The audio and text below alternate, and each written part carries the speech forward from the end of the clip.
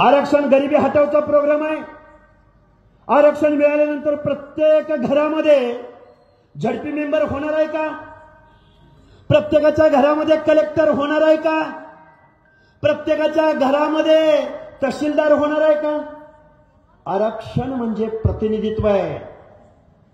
आरक्षण म्हणजे प्रत्येक समूहातल्या एखाद्या माणसाला या निर्णय प्रक्रियेमध्ये सामील होता आलं पाहिजे।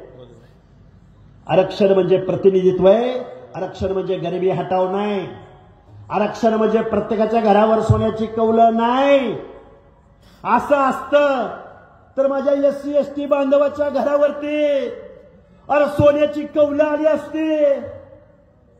गाव वगड्यातला दीन दलित आदिवासी बांधव आजही एखाद्या शहराच्या ठिकाणी 5x5 आणि 10x10 घरामध्येच राहतो। विखे पाटील, सोशल जस्टिस कळायला तुम्हाला 10 जन्म घ्यावे लागतील। अरे दारूचा कारखाना काढला म्हणजे आरक्षणाचं धोरण तुला कळलं का? आता तुम्ही म्हणाल त्यो कुठं तुम्ही कुठं? अरे गाव गड्यातला एका मेंढपाळाचा पोरगा, गोरगरिबाचा पोरगा, ज्याचा बाप ग्रामपंचायतीचा सदस्य कधी होऊ शकला नाही, त्याचं पोरग तुमच्या समोर इथं येऊन बोलतोय। का बोलतोय हे? कारण गाव गड्यातली 18 पगड जातीची माणसं तुम्ही जाती जातीमध्ये विभागला गेला। या ओबीसीची वज्रमूठ या महाराष्ट्रामध्ये उभी राहायला लागली। अर आपलं गणित बिघडतंय। अर हे ओबीसी एकत्र आले तर आपलं काही खरं नाही।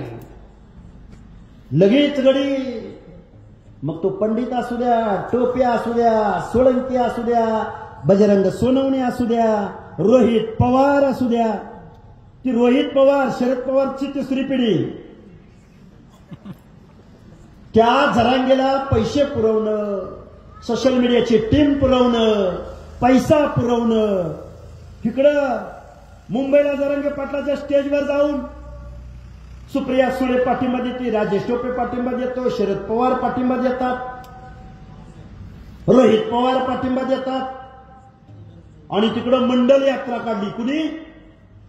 राष्ट्रवादी काँग्रेसनं, झारखंड साहेब बरोबर का? पैठण हा बाप बेटे सगळी घेऊया। आता सगळ्यांची नावं घ्यायची म्हणलं तर खूप गडबड होईल। हे तुम्हाला का सांगतोय मी? ओबीसीनी ओबीसीला मतदान करायचं आणि ओबीसीचा माणूस नाही भेटला ना एससी एसटीला मतदान करायचं। एससी एसटीचा माणूस नाही भेटला ना माझ्या मुस्लिम समाजाला मतदान करा। आणि आता फक्त ओबीसीवर नाही लढायचं, ओपनच्या जागेवर लढायचं। ओपनच्या कुठल्या जागेवर लढायचं? नाही तुमचं मतदान तिथं। आता बोदेगाव ओपन आहे, तुमचं मतदान नाही, मग कोण होणार इथला सदस्य? तुमचाच सदस्य होणार। पण एकी महत्वाचे, आता जर भांडत बसला ना, आता जर भांडत बसला आणि शिक्षण नोकऱ्या सोडून द्या, आता कुठं राहिलेत नोकऱ्या? अरे शिक्षण संस्था यांच्या, कारखाने यांचे, उद्योगधंदे यांचे, आमदार खासदार हे, कुठं तुमचं रिप्रेझेंटेशन नाही? विखे पाटील, तुम्ही म्हणला ना, तुम्ही दिलं ना आरक्षण, तुम्ही काढलं ना जीआर, अरे कुठं तुमचं रिप्रेझेंटेशन कमी पडलं ते सांगा। महाराष्ट्राच्या विधानसभेत आमदार कमी पडले तुमचे, खासदार कमी पडले तुमचे, तहसीलदार कमी पडले तुमचे, एसपी कमी पडले का कलेक्टर कमी पडले? आणि मराठा मागास झाला असेल, अरे मग पुढे गेला कोण? काय व्याख्या? अंधारे साहेब व्याख्या काय? OBC, other backward classes. वकील साहेब, बॅकवर्ड क्लास म्हणजे काय? मागास वर्ग, सामाजिक मागास। सांगतो ना, 2 शब्दाचा अर्थ समजावून सांगतो ना अगोदर। मागास वर्ग, इतर मागास वर्ग। मी एक तुम्हाला शेवटचं बाबासाहेबांचं उदाहरण सांगेन, पण त्याच्या अगोदर सांगतो। मागास वर्ग, मागास वर्ग म्हणजे इथल्या व्यवस्थेपासून किंवा विकासाच्या रेषेपासून जी लोक खूप मागे राहिलेत, मागं पडलेत, मागास राहिलेत, तो मागास वर्ग। आणि मग जर मराठा मागास राहिला असेल तर त्या लाईनवर पोचलं कोण? त्याचा अभ्यास करायचा नाही, त्याचं प्रतिनिधित्व तपासायचं नाही। इम्पेरिकल डेटा म्हणतात त्याला। महाराष्ट्राच्या मागणं उत्तरांचलनं डेटा गोळा केला, बिहारनं गोळा केला, तेलंगणानं गोळा केला, कर्नाटकानं गोळा केला, पण ज्या महाराष्ट्राच्या भूमीमध्ये ओबीसीचं आरक्षण चॅलेंज झालं त्या फुले शाहू आंबेडकरांच्या महाराष्ट्रानं मात्र ओबीसीचा इम्पेरिकल डेटा गोळा केला नाही. कारण महाराष्ट्र सामाजिक न्यायाची भूमिका घेणाऱ्या माणसांच्या हातामध्ये नाही. महाराष्ट्र कुणाच्या हातामध्ये? तर घराणेशाही चालवणाऱ्या, कारखानदारी चालवणाऱ्या आणि दारूचे कारखाने चालवणाऱ्या माणसांच्या हातामध्ये महाराष्ट्र दिला. इकडे आला विखे, तिकडे आले पवार, तिकडे गेले मोहिते, इकडे गेले पंडित आणि इकडे कोण तुमच्याकडे काय पैठण बुमरे घुमरे चार्लिंग चापली कोण ते कोण चार्लिंग चापली काय चिखलीकर काय बरोबर आहे का? सगळं बरोबर आहे का? आपलं वाटोळं कुठं झालं? आपलं वाटोळं इथं झालं. बाबासाहेबांनी तुमच्या आमच्या मताला लाख मोलाची किंमत प्राप्त करून दिली. वर्षभर ओबीसीची लढाई लढणारे निवडणुका आल्या की वेगवेगळ्या तंबूमध्ये गेले. दादा आलत पोत्यावर बसलं होतं, बाबा आलत आमच्या वालगाला जेवायला आलत, आमच्या लग्नात आलं होतं, गडी खुश. अरे पण तुमच्या आमच्या पुढच्या पिढ्यांचे हक्क अधिकार हिसकावून घेतले जात असताना, ओबीसीची संख्या या महाराष्ट्रामध्ये 50 ते 60% असताना, या महाराष्ट्राचं 7 लाख करोड रुपयाचं बजेट असताना, या फुले शाहू आंबेडकरांच्या पुरोगामी महाराष्ट्रामध्ये आजपर्यंत एकही बजेट असं नाही की 60% लोकांच्या सामाजिक न्यायाच्या योजनासाठी 1% बजेटरी तरतूद. पत्रकार बांधवांनो नीट ऐका. ओबीसी 60% ओबीसी त्यांच्या सामाजिक न्याय हक्काच्या योजनासाठी किती टक्के बजेटरी तरतूद? 1%. 7 लाख करोड पैकी अर्ध्याहून जास्त लोकसंख्येला 1% बजेटरी तरतूद. आणि ती 1% कशासाठी? शिष्यवृत्ती, आश्रमशाळांची अनुदान, वेगवेगळ्या महामंडळाला वसंतराव नाईक महामंडळ 10 कोटी, तांडा वस्ती सुधार योजना 50 कोटी, आश्रमशाळा अनुदान, असं तुटपुंज 1% बजेटरी तरतूद. 1%. आणि कसा ओबीसीचा उद्धार होणार? ओबीसीचं वसतिगृह या महाराष्ट्रामधल्या कुठल्या जिल्ह्याच्या ठिकाणी आहे का? आणि विखे पाटलाचा कारखाना आजारी पडला की त्याला 125 कोटी, 150 कोटी, 232 कोटी कोण देतं? तुम्ही आम्ही गावगाड्यातल्या माणसांनी ज्यांना मतदान केलं, ज्यांना आमदार केलं, ज्यांना खासदार केलं, ज्यांना कारखानदार बनवलं, त्या माणसांनी कारखानं काढलं, त्या माणसांनी दारूचं धंदा काढलं, त्या माणसांनी दुधाचा धंदा केला. सत्तेतनं पैसा आणि पुन्हा पैशातनं सत्ता. ताटातनं सांडलं वाटीत, वाटीतनं सांडलं ताटात. आणि तुम्ही आम्ही काय? सरपंच, डायरेक्टर, पंचायतीचा मेंबर, झडपीचा मेंबर. आता पीटी चव्हाण सर माझे झडपी मेंबर आहेत. चव्हाण सर, झडपीमध्ये जाऊन काय काय केलं जातं? रस्ता उखडलाय, रस्त्यावर डांबर टाक. गावातला लाईट गेलाय, लाईट बसव. शाळेचं पत्र उडलेलं, पत्र बसव. आणि ते बी किती? आमदाराच्या त्या पालकमंत्र्याचं पाय धरून धरून धरून धरून पार घायकुतीला येतंय. पंचायत समितीची आता काय सांगायची गरज नाही, आणि ग्रामपंचायतीची तर काय सांगायची गरजच नाही. तुम्ही आम्ही कुठं आहे? पंचायतीमध्ये. हे बाबदार कुठं आहेत?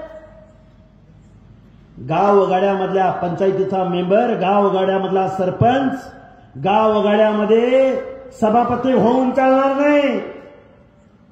जिथं तुमच्या आमच्या हिताचा कायदा लिहिला जातो त्या महाराष्ट्राच्या विधानसभेमध्ये आणि देशाच्या लोकसभेमध्ये, अरे त्याच्यासाठी भांडा. एक स्वर्गीय गोपीनाथराव मुंडे नावाचा माणूस या महाराष्ट्रामध्ये जन्माला आला की नाही? कुठला माणूस? बीड जिल्ह्यातला नाथरा गावचा. देशाच्या संसदेमध्ये गेला. भगवानगडावर बोलायला लागला की काय बोलायचं माहितीये का? मला भगवानगडावरून दिल्ली दिसते म्हणले की नाही? आणि दिल्लीत गेले की नाही? कारण गावगाड्यातल्या 18 पगड जातीच्या मनामध्ये विश्वास निर्माण करायचं काम कुणी केलं तर ते स्वर्गीय गोपीनाथराव मुंडेंनी केलं. केलं की नाही केलं? मग आता ओबीसी कसा एक करायचा? ओबीसीचं आरक्षण गेलंय, ओबीसी एक होईना. ओबीसीचे हक्क अधिकार हिसकावून घेतलेत, ओबीसी एक होईना. ओबीसी हा सायलेंट व्हॉइस आहे. पत्रकार बांधवांना माझं सांगणं आहे, देशभरामधला ओबीसी जागा झाला, पण माझ्या महाराष्ट्रामधला ओबीसी जागा झाला नाही. त्याचं कारण चव्हाण सर असं आहे, ज्यावेळी ओबीसी म्हणून लढायची वेळ आली, ज्यावेळी टाटातलं आरक्षण वाचवायची वेळ आली, त्यावेळी तुमच्या आमच्या जातीमध्ये भांडणं लावली जाणार आहेत. पण त्याच्यापासून आपण सावध राहिलं पाहिजे. आपण आपल्या वेगवेगळ्या जातीच्या लढाई असू शकतात. 450 जातींना एकत्र आणणं जाधव साहेब खूप अवघड आहे. पण ज्यावेळी कर्नाटकचा मुख्यमंत्री सिद्धरामय्याकडे आम्ही पाहतो, त्यावेळी ही गोष्ट अवघड वाटत नाही. म्हणून माझी या बोदेगावमधल्या सगळ्या लोकांना हात जोडून कळकळीची विनंती आहे. तुमचं आरक्षण आज गेलंय म्हणून मी सांगतोय, जबाबदारीने सांगतोय.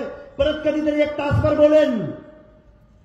तुमचं आज रोजी आरक्षण गेलंय कारण तुमचा कुठंतरी एखादा सरपंच, एखादा पंचायतीचा मेंबर झेंडावंदनाची दोरी वडत होता. मग गावचो पाटील आम्ही, आमदाराचा चेला मी, वसुली एजंट मी. पण गावचा सरपंच म्हणून कोण झाले?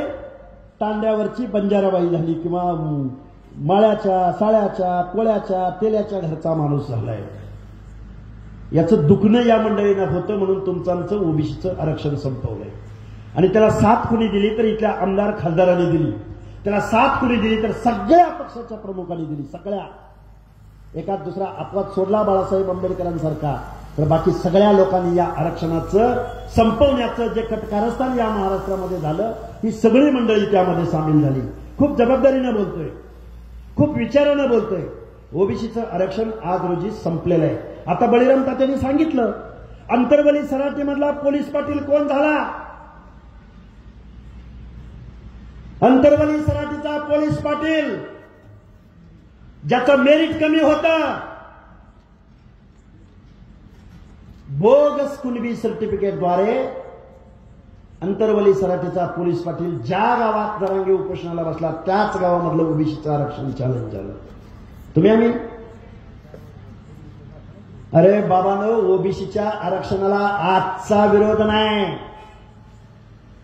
देशाला स्वातंत्र्य 47ला मिळालं, घटना अस्तित्वात 50ला आली. तुम्हाला आम्हाला आरक्षण खरं कायद्याने मिळालं 1994ला. 28, 29, 30 वर्ष झाली असतील. माझी तुम्हाला हात जोडून कळकळीची विनंती आहे, बाबासाहेबांना सुद्धा ओबीसीला आरक्षण देताना विरोध झाला. 340वा कलम डॉक्टर बाबासाहेबांनी राजीनामा दिला.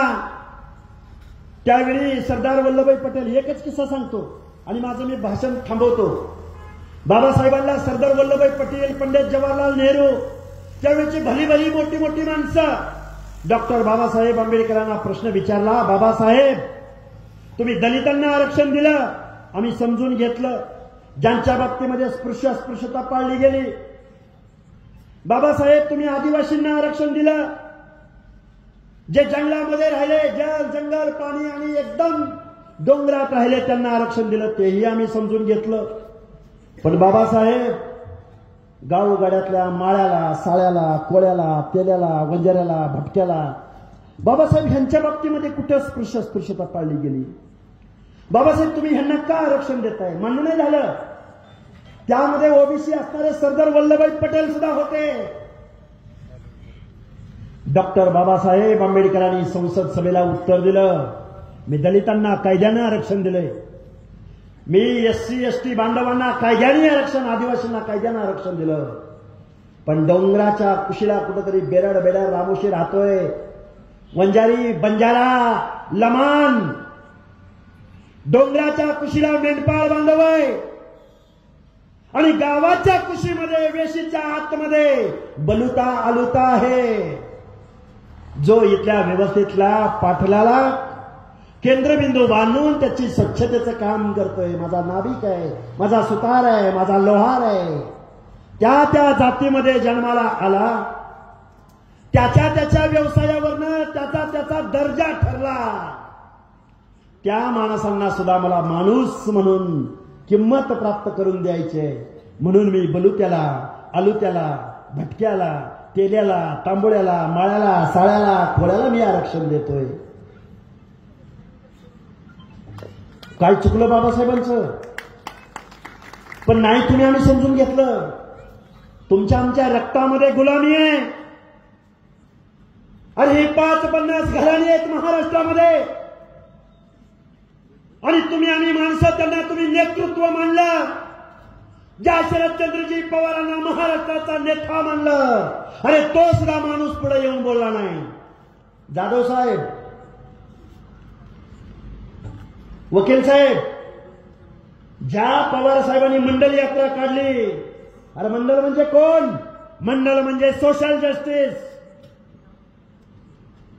मंडल आयोग लागू झाला, वॉटरशेड मुवमेंट सुरू झाली, ओबीसींच्या जीवनामध्ये परिवर्तनाचं पर्व सुरू झालं. 1994 नंतर कुठेतरी सभापती व्हायला लागला, कुठेतरी एखाद्या शहराचा महापौर व्हायला लागला, कुठेतरी एखाद्या शहरामध्ये नगरसेवक व्हायला लागला, आणि यांच्या पोटामध्ये पोटदुखी सुरू झाली. कारण 15-20% SC ST आणि हे 27%, आणि अर्धे झाले आरक्षित. म्हणून गावगाड्यातल्या 18 पगड जातीच्या लोकांना माझी हात जोडून कळकळीची विनंती आहे, रिझर्वेशन हे बोगस कुणबीकरणाद्वारे मिळत नाही. मुख्यमंत्री महोदय, एका ऍफिडेव्हिटद्वारे कुणाला जात बदलता येत नाही. ते संविधानाला मान्य नाही, ते सर्वोच्च न्यायालयाला मान्य नाही, ते राज्य मागासवर्ग आयोगाला मान्य नाही, राष्ट्रीय मागासवर्ग आयोगाला मान्य नाही. त्याच्या विरोधामध्ये निकाल आलेले आहेत. अरे जातीवरचं आरक्षण मिळायला त्या जातीमध्ये जन्माला यावं लागतं की नाही? अरे मनोज जरांगे, तू बलुत्यामध्ये जन्माला आलास, आलुत्यामध्ये जन्माला आलास, भटक्यामधल्या कुठल्या जातीमध्ये जन्माला आलास, आणि तुमच्यावर गरिबी आली म्हणून आता आमच्या भटक्यामधला कुडमुड्या जोशी आहे जाधव साहेब, ऐक नाही, एक नंदी बैलवाला, हातामध्ये चौंडक, सकाळी उठतो, उचल पाल, पुढच्या गावाला चाल. तुमच्यामध्ये गरिबी आली म्हणून तुम्ही नंदीबैल घेतला. तुमच्यामध्ये गरिबी आली म्हणून इस्त्रीचं दुकान चालू केलं. तुमच्यामध्ये गरिबी आली, तुम्ही एखादं सलून काढलं का सलून यांनी? आम्ही पाटील. आता एक गाणं आलंय बघा, काल परवा एक बाईनं खूप छान गाणं म्हणलंय, माता भगिनीनं, सगळ्यालाच ओबीसी होयाच. आता सांगा पाटील कुणाला म्हणायचं? बघा ते गाणं युट्यूबला टाका. अरे काय भन्नाट व्हायरल झालंय. सगळ्याला ओबीसी, काय मला आठवलं, सगळ्याला ओबीसी व्हायच, सांगा पाटील कुणाला म्हणायचं? कुळवाडी भूषण, ज्यांनी कुणब्याचा संदर्भ घेऊन ओबीसी मध्ये घुसतायत ना, कोण होता कुणबी? अरे कुणब्याचा बेअर्थ घेतला तुम्ही. अरे दुसऱ्याच्या वतनदाराच्या शेतावरती जाऊन कुणबावा करणं, खोतीनं शेती करणं, शेतमजूर काम करणं, त्याला कुळ म्हणलं जायचं. कुळ. पाटलाच्या शेतीवर कुळं आलीत बरं का. कुळवाडी कोकणामधला शब्द आहे तो. छत्रपती शिवाजी महाराजांना काय म्हटलं गेलं? कुळवाडी भूषण. कोण कुळ? वतनदाराच्या शेतावरती जी कुळाची वाडी निर्माण झाली, जी कुणब्याची वाडी झाली, ज्याच्या बाबतीमध्ये सामाजिक दुजाभाव झाला,